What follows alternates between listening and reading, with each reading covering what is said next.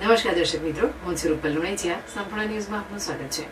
રાજસ્થાનના ઝાલોર જિલ્લાના વાઘોડા રોબડિયા રોમશ્રી પદયાત્રી સંઘના ભક્તોએ અંબાજી મંદિરમાં 56 ભોગનો અન્નકૂટ ધરાવી માતાજીની વિશેષ પૂજા અર્ચના કરી હતી.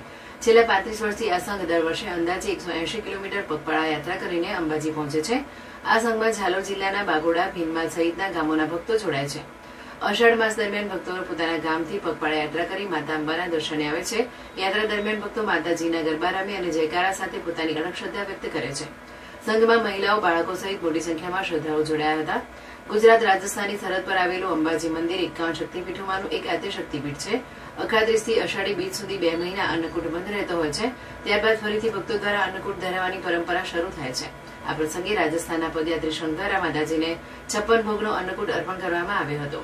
બપોરે યોજાયેલી અન્નકૂટ આરતીમાં મોટી સંખ્યામાં ભક્તોએ હાજરી આપી હતી. દર્શન અને આરતી પૂર્ણ કર્યા બાદ પદયાત્રીકો પોતાના વતન તરફ પરત ફર્યા હતા.